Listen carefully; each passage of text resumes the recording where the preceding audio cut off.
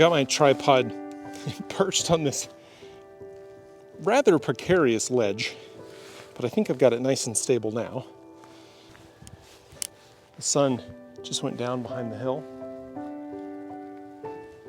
and we're supposed to get some color, so I'm hoping that the clouds will light up the edge of this kind of hill behind me.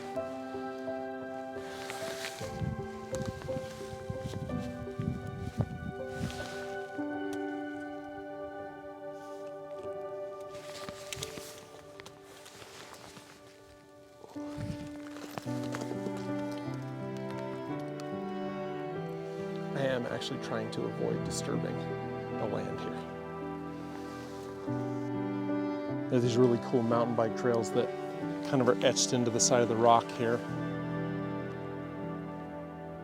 But I found this barrel cactus that is just super vibrant and bright, and I thought that would make just an interesting foreground subject. And I just hope that we continue to have clouds to catch some of the color that we should have in the sunset. So while I'm waiting on that, I figured I'd talk with you for just a second. Next week, I'm going to be heading to Zion National Park. For those of you who are waiting for a third day video from my Death Valley National Park trip, I had to cut that short because of that windstorm on that second day. It was just too much. So I came home and slept in my own bed that night, which was very nice. But I am very excited to be heading out to Zion. I'll be out there for at least 4 days. I will be spending at least one day up on the West Rim Plateau doing some backpacking. And then I plan on also spending at least a full day doing some hikes on the East Rim, as well as just going all over the park and, you know, maybe riding my mountain bike on the Hurricane Cliffs.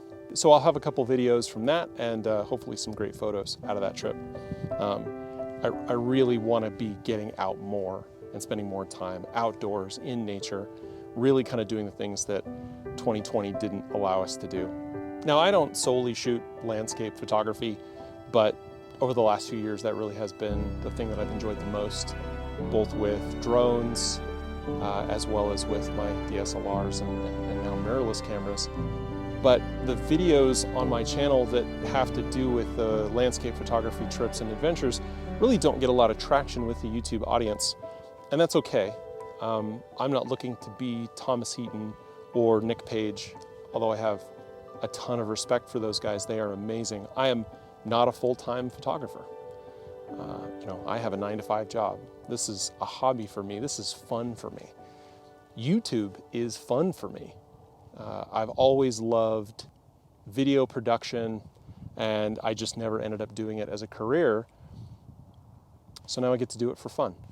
But I immensely enjoy working on my YouTube channel. It really is a combination of stress relief, creative outlet, and really an excuse to play with gadgets and do fun stuff. Now, the videos on my channel that really get the most traction are when I talk about new stuff. When a drone comes out, when a new camera is gonna come out, when new technology is out there, because there's a lot of people that aren't able to get out and play with some of this gear, but they love the race. Maybe they love photography or videography, maybe they are in the industry, but kind of like following your favorite sports team, they love to be in it. It's kind of like fantasy football, right? They've got the players that they're paying close attention to. And maybe because they have that gear in their bag, they really pay close attention to the news that relates to their brand. I pay close attention to Canon news because it might affect me. I've been a Canon shooter for now 13 years, and I like the Canon brand, I like the Canon products, and I've enjoyed being a Canon owner, but I don't have anything against Nikon or Sony or Fuji or any of those guys, or the people who use them, or that gear, or, you know, DJI versus Skydio. I mean, it doesn't matter to me, because the more cool stuff we see, the cooler it gets, right? Everybody's pushing everybody, both from the consumer side, the pro side, and the manufacturer side, and it's just great. I love hypothesizing, I love talking about leaks, and I like talking about gear.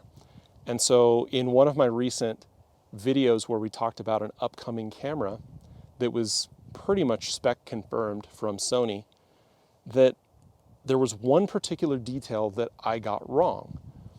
That was a miss on my part. I read some information, made some deductions, saw some photos, and put some information in my video, and it ended up being wrong. That happens. Honestly, I'm not worried about it. I don't think most people are worried about it. But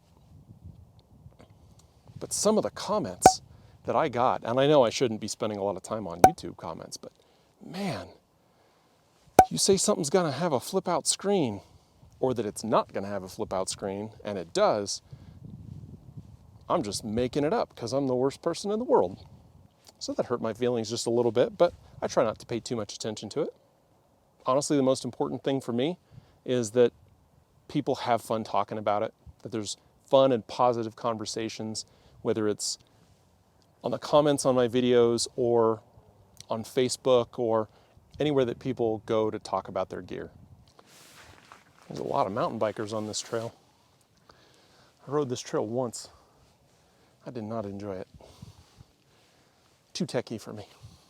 So the people who normally watch these videos, these landscape videos, especially the ones that watch them all the way through, are people who have been subscribed to my channel for a very long time. So shout out to you folks. Or my family, who keep tabs on me via my YouTube channel. But for those of you who have been with my channel for a long time, and for those who are checking out maybe this video, my channel for the first time, you know, the likes, they help. I won't lie, the positive feedback is a boost for me. And subscription numbers really just kind of push my content to more people. And then I can have a larger conversation when we talk about fun and cool stuff. So if you're not subscribed, you should do that. What I'd love to know is, what do you want out of this channel?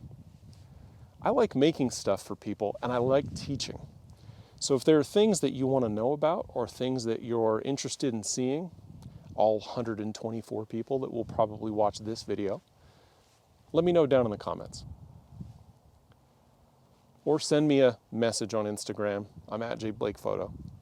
My adventure trips this year will have a lot to do with camping. So if you like more of the camping component, let me know. I'll put that more in the videos. And if you're into mountain biking, let me know. I'll put more of that on the channel. I actually have another channel that I'm going to be launching with some buddies of mine, mountain biking buddies. We call ourselves the MTB Missionaries. So you can search for MTB Missionaries on Instagram and YouTube if you're interested. Not a lot on the channel now, but we'll be adding content soon. And if you don't really like it when I talk to the camera that much, that's fine. Watch the next video. We really did lose a lot of our clouds. Kind of a bummer here.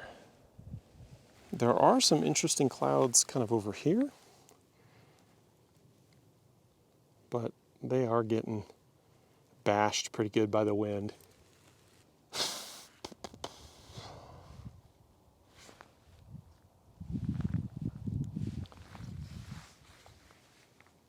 The clouds that I want behind the mountain are directly above my head.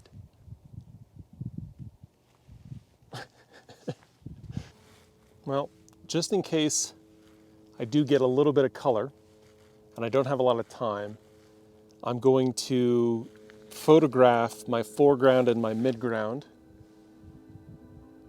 adjusted for exposure so that I can do probably a 3-shot focus stack when I'm done. And then I will focus on the mountain, expose for the mountain, once the clouds decide what they're going to do. And then I'll take another exposure at that same focus distance, but exposed for the sky. So I will have 3 images in my focus stack, but then I will have a highlight of my sky that I can then use can't say luminosity mask today, but I can then use a luminosity mask to paint in later.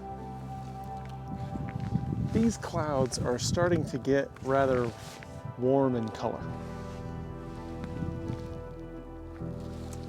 The ones behind me There's part of me that wants to just run up this hill and see if I get anything. For those wondering, I use the Alpenglow app. I'll link it down in the description of the video. It gives you a prediction of the amount of color that might be in the sunrise or the sunset based on atmospheric conditions and a number of other things based on where your location is. And I try to match that using, you know, a number of other weather apps to see where cloud cover will be, and, you know, looking at topography to see where interesting, you know, shapes might occur and that sort of thing. So I try to put all that together to end up with some cool stuff.